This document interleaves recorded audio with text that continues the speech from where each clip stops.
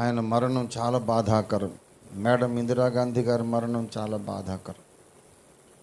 నేనైతే వాస్తవంగా చెప్తున్నా, ఇప్పటికీ ఈరోజు కూడా డాక్టర్ వైఎస్ రాజశేఖర్ రెడ్డి గారి మరణం యొక్క షాక్ నుండి నేను ఇప్పటికీ కోలుకోలేదు. అది అట్లనే ఉంది నా మీద ఆ షాక్. ఇంత మహానుభావుణ్ణి ఇట్లా చేస్తారా? ఇది సాధ్యమా? ఈ దేశంలో ఇక ఎవరికి ఉంది రక్షణ, సేఫ్టీ? డెఫినెట్లీ అది ప్లాన్డ్ అని నేను నమ్ముతున్నా. ఇప్పుడు ఈ బాలయోగి గారు హెలికాప్టర్ ఇట్లా ఎక్కాడు కూలిపోయి చచ్చిపోయింది. నేను ఎక్కను మొర్రో వద్దు అంటే కాదు కదా, ఏం కాదు, ఎక్కువ అని అందరు కలిసి ఎక్కించారు. ప్లాన్డ్.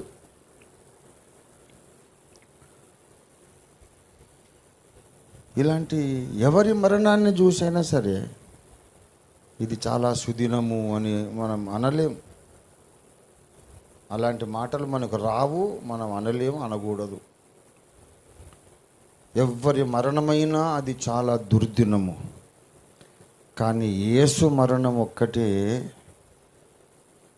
గుడ్ ఫ్రైడే అయింది.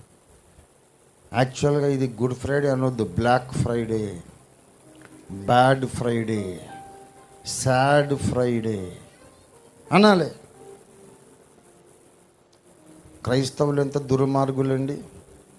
మా యేసయ్య అంటే మాకు ఇష్టం అంటారు, మా యేసయ్య కొరకు మేము ప్రాణం ఇచ్చేస్తామంటారు, ఆయన కొరకు డబ్బులు ఇస్తారు, దెబ్బలు తింటారు, చచ్చిపోతారు, అంత ఇష్టం. కానీ ఆయన చచ్చిపోయిన రోజు పట్టుకొని మంచి శుక్రవారం అంట. అదేం మంచి అండి? అంత దారుణంగా వాళ్ళ ప్రభు హింసించబడ్డ రోజు మంచి రోజు ఎట్లాగైంది? ఇక్కడే ఉంది తిరకాసు. బుర్రకాయ కాస్త ఉన్నోడు, బుర్రకాయలు గుజ్జున్నోడు ఆలోచించాలి. ఏ నాయకుడైనా, ఏ అవతార పురుషుడైనా చచ్చిపోయిన రోజు బ్యాడ్ డే.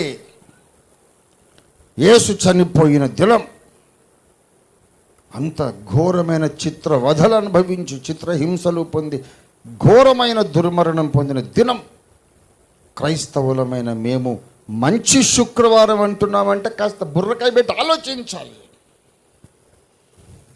వాళ్ళందరి మరణము ద్వారా జరగని ఒక శుభం మానవ జాతికి యేసు మరణం ద్వారా జరిగింది. దేవునికి స్తోత్రం కలుగునుగాక.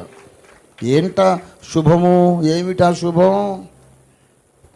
యేసు మరణించి లేచుట వలన జరిగిన